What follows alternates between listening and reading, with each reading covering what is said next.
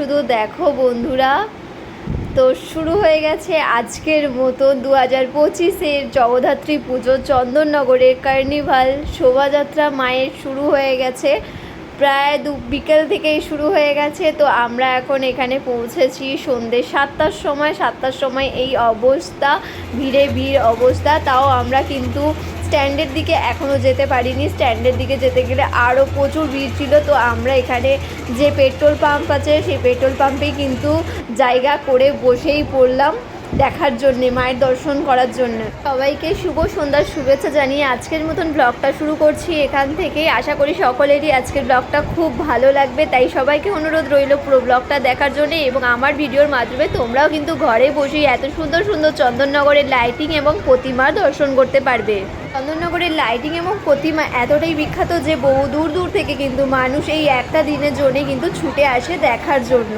কিন্তু অনেকেই আছে যারা হয়তো এসে পৌঁছায়নি বা ইচ্ছা থাকলেও উপায় থাকে না, আসতে পারে না। তা সবাই কিন্তু ভিডিওর মাধ্যমেই মায়ের শোভাযাত্রাটাকে এনজয় করতে পারো ঘরে বসেই। চন্দননগরে এসে কিন্তু তোমার ফোনের চার্জ শেষ হয়ে যাবে, তোমার এনার্জিও শেষ হয়ে যাবে, কিন্তু প্রতিমা ও লাইটিং কিন্তু শেষ হবে না।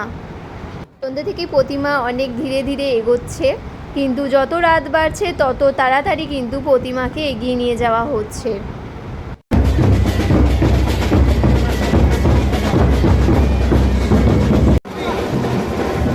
তো বড় বড় লাইটিংগুলো দেখো বন্ধুরা, একটা বড় লরিকে পুরো চারপাশ থেকে পুরো লাইটিংয়েই ঘিরে দেওয়া হয়েছে।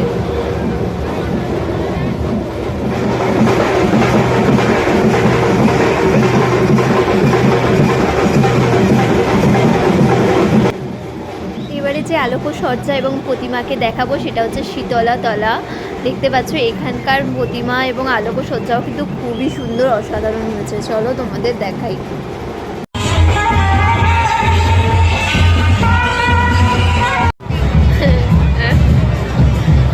পড়েছে এনার পায়ে এখন কি হয়েছে কি জানি, দেখি মুক্তর পায়ে কি হয়েছে। ওর পায়ে এখন কি ফুটেছে, এখন সেই নিয়ে চলছে। এই যে আমরা দুজনে এখন বসে আছি, আর এই যে সব গাড়ি করে সব এসছে। ভাবো, এটাকে কেউ বলবে পেট্রোল পাম্প?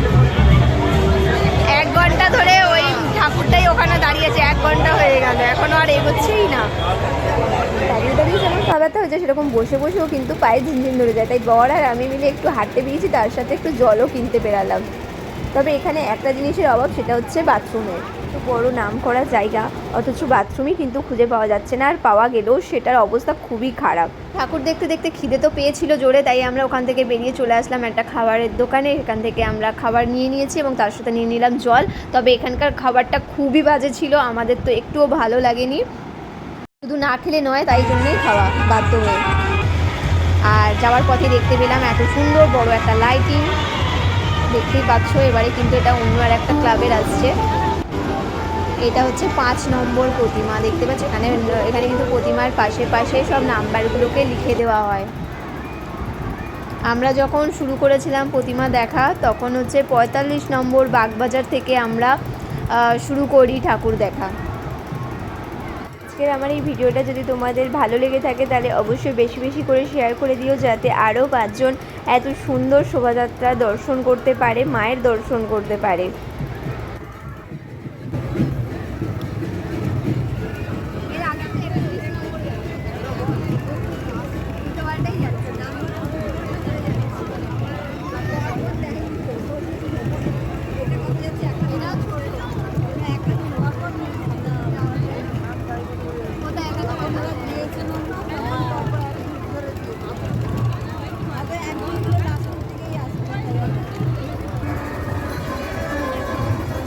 আমার ছেলেও তো এত সুন্দর সুন্দর লাইটিং দেখে সত্যিই খুব খুশি হয়েছে। কিছু কিছু লাইটিং ওর খুবই পছন্দ হয়েছে, বিশেষ করে এই ফলের লাইটিংগুলো।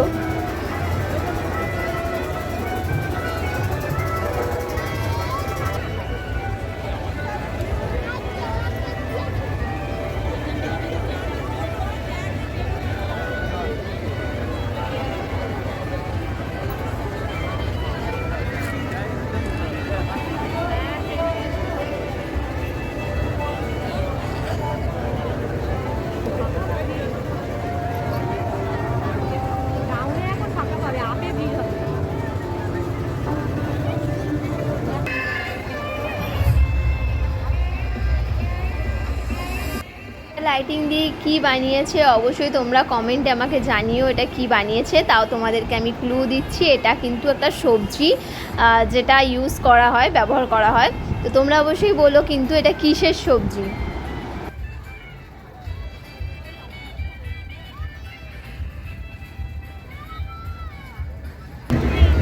প্রত্যেকটা ক্লাব থেকে কিন্তু 3টে থেকে 4টে লাইটিং এবং তারপরে কিন্তু লাস্টে প্রতিমা।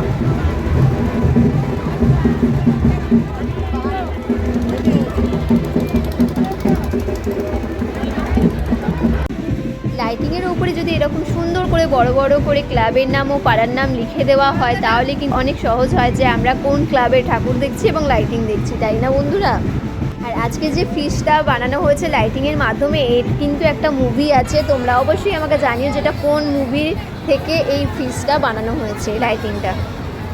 তারপরেই কিন্তু চলে এলো আর একটা সুন্দর লাইটিং। এবারে কিন্তু সমস্তটাই পশু পাখি দিয়েই কিন্তু দেখানো হচ্ছে। আর এটা তো দেখে বুঝতেই পারছো সিংহ আর বাঘ মশাই যাচ্ছে।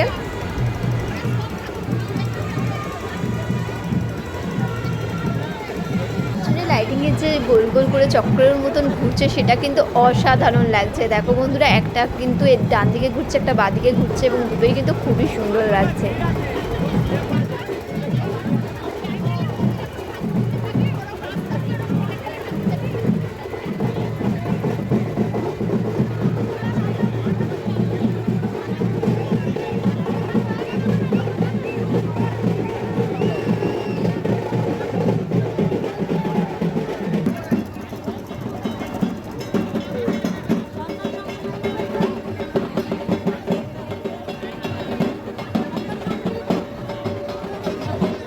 জগদ্ধাত্রী পুজো আর দুর্গা পুজোর মধ্যে কিন্তু একটা জিনিস তফাৎ আছে, তোমরা লক্ষ্য করেছো কিনা জানি না, আমি তো লক্ষ্য করেছি। তোমরাই বলো আমি ঠিক বললাম না ভুল বললাম। আমাদের দুর্গার মায়ের কাছেও সিংহ থাকে এবং মা জগদ্ধাত্রীর কাছেও সিংহ থাকে, কিন্তু দেখো জগদ্ধাত্রী মায়ের সিংহকে কত সুন্দর করে মুকুট পরিয়ে হার পরিয়ে সাজানো হয়, কিন্তু আমাদের মা দুর্গার সিংহকে কিন্তু এতটা সুন্দর করে সাজানো তো হয়ই না, উল্টে সিংহের মুখে কত কিছুই না ধরিয়ে দেওয়া হয়। এটা কিন্তু আবারও একটা নতুন ক্লাব চলে এসেছে। এটা শুধু সুরের বুঝতে পারছি, কিন্তু পুরো নামটা আমি কিছু বুঝতে পারলাম না, শুধু সুরের লেখাটা বুঝতে পেরেছি। আর এখানে কিন্তু দেখতে পাচ্ছ ময়ূরের ওপরে কাঠবিড়ালি বসে আছে এবং হাতে কিছু একটা নিয়ে খাচ্ছে। তো অসাধারণ লাইটিং হয়েছে, কত বিশাল বড়, এবং ময়ূরের যে ডানাগুলো ছিল সেগুলো কিন্তু আপ ডাউন করছিল। আর এখানেও কিন্তু দেখো হাঁস, আগেরটা ছিল ময়ূর, এবারে কিন্তু হাঁস, হাঁসের পিঠে আবারও কাঠবিড়ালি বা কিছু একজন বসে আছে যে কিন্তু হাতে কিছু একটা নিয়ে খাচ্ছে। মেবি এটা পেয়ারা হবে, তোমরা জানিও এটা কী ছিল। এবং ডানাগুলো কিন্তু আপ ডাউন করছে, মানে কি বিশাল বিশাল পাখনা। আর এই আমাদের মোস্ট বিউটিফুল লাইটিং, এটা তো আমার সব থেকে সেরা লেগেছে হরিদ্বারডাঙ্গা মণ্ডপের লাইটিং ও লাইট সজ্জা। এখানে কিন্তু প্রত্যেকটা লাইটিংই ভুতুড়ে সাজানো হয়েছে আর প্রত্যেকটা লাইটিংই অসাধারণ। প্রথমে একজন কিন্তু লাইট চলে গেল, দেখতেই পেলে ভূত সাজানো একটা কঙ্কালের মাথা ছিল। এখানেও কিন্তু একটা কঙ্কাল ভূত সাজানো হচ্ছে যে জাহাজ চালাচ্ছে, এবং জাহাজের বাইরে কিন্তু কতগুলো কঙ্কাল ঝুলছে। তো সত্যি সামনে থেকে দেখলে আরও অসাধারণ লাগতো। ফোনে তোমরা কতটা বুঝতে পারছো আমি জানি না, এবং আমার সামনে কিন্তু প্রচুর ভিড়, যার জন্য আমি ক্যামেরা করছি অনেকটাই দূর থেকে। আর এই হলো লাস্ট হরিদ্বারডাঙ্গা মণ্ডপের লাস্ট লাইটিং সজ্জা। এখানেও কিন্তু একটা ভূত আছে এবং তার সামনে একটা বাচ্চাকে আটকে রাখা হয়েছে, দেখতেই পাচ্ছ কত বিশাল বড়। বাচ্চারা দেখলে হয়তো সত্যি ভয় পেয়ে যাবে, আমার তো এটা সত্যি খুব ভালো লেগেছে। আর আবারও নেক্সট আমরা লাইটিংয়ে চলে আসলাম, সেটা হচ্ছে বড় দিঘির ধার। এখানে কিন্তু প্রত্যেকটাই কিন্তু এইভাবেই সাজানো হয়েছে। প্রথমেই যেটা আমরা দেখতে পাচ্ছি বাউল গান করছে নৌকার ওপরে, আর এটা হচ্ছে নবান্নর সাজ করা হয়েছে। দুই মহিলা মিলে, পেছনে হচ্ছে নবান্নর ভাণ্ডার। এটাও কিন্তু খুবই সুন্দর, অসাধারণ লাইটিং।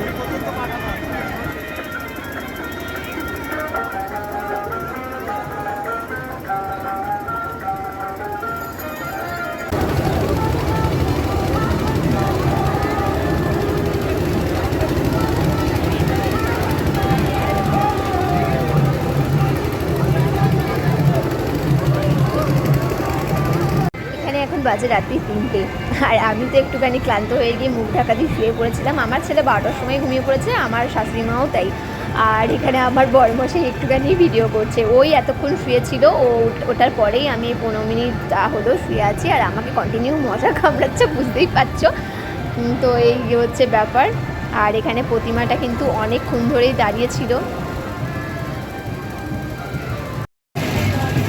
একবার করে শুচ্ছি, একবার করে উঠে বসছি, বসে দেখছি, কারণ যেহেতু সামনে অনেক জ্যাম হয়ে যাচ্ছে, তো ঠাকুর অনেক দাঁড়িয়ে দাঁড়িয়ে যাচ্ছে, ঠিক আছে, প্রায় আধ ঘন্টা 1 ঘন্টা এরকম দাঁড়িয়ে দাঁড়িয়ে যাচ্ছে ঠাকুর। তো স্বাভাবিকভাবেই বোর হয়ে যাচ্ছি তখন, তো একটু করে শুচ্ছি, একবার উঠে বসছি, আবার দেখছি, এই করছি। এটা একটা অন্যরকম এক্সপিরিয়েন্স বলতে পারো, সারা রাত জেগে ঠাকুর দেখা, সত্যি ভালো লেগেছে। তবে হ্যাঁ, এটা রোজ করা যাবে না, বছরে একবার ঠিক আছে। এখন অনেক ফাঁকা হয়ে গেছে, অনেক, যা ভর্তি ছিল সেইগুলোটা অনেক ফাঁকা হয়ে গেছে। এক একটা ক্লাবের নাম শুনলে তো আমি নিজেই অজ্ঞান হয়ে যাচ্ছি। কি চাউল পার্টি, এটা জায়গার নাম না ক্লাবের নাম আমি জানি না, তোমাদেরকে জানালাম। এখানে আবার আদিমা লেখা আছে, তো পুরো ভিডিওটা দেখো বন্ধুরা। এবং এর লাইটিংগুলোও কিন্তু অসাধারণ করেছিল। কিছু কিছু ভিডিওর মধ্যে দুটো জিনিস থাকছে, সেটা হচ্ছে এক কটন ক্যান্ডি, দ্বিতীয় হচ্ছে বেলুন। লাইটিং যত এগোচ্ছে আমাদের সময়ও কিন্তু ততই ফুরিয়ে আসছে, এগিয়ে আসছে। তো আমাদেরকেও কিন্তু এবার বাড়ির দিকে রওনা হতে হবে। এই লাইটিংয়ে দেখাচ্ছে একজন মহাজন মা দুর্গাকে ধুনো দিয়ে আরতি করছে, আর তার পেছনেই হচ্ছে আমাদের প্রতিমা, আর যার সামনে কিন্তু গণেশকে খুব সুন্দর করে দেখানো হয়েছে, দেখো তোমরা, এবং পেছনে কিন্তু প্রতিমা আছে।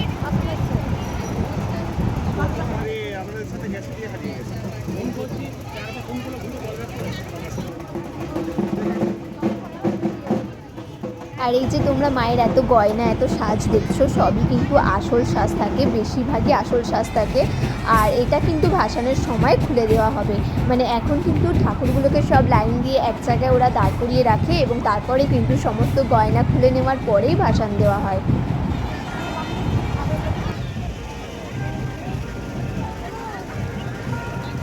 এলো বাচ্চাদের সব থেকে প্রিয় কার্টুন মিকি মাউস, তার আলোকসজ্জা।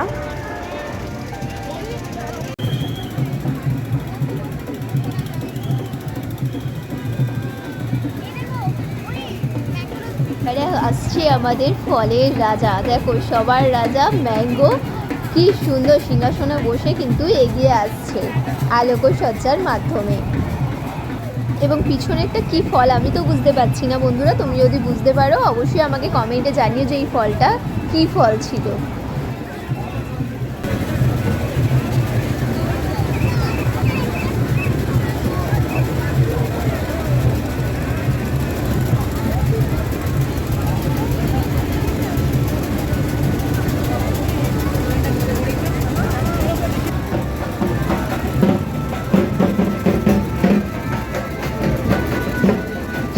গোপগুলো দেখো বন্ধুরা কত বড় বড়, এবং প্রত্যেকটা সিংহের মুখের মধ্যে কিছু না কিছু এরকম লেখা ঝুলিয়ে দেওয়া হচ্ছে।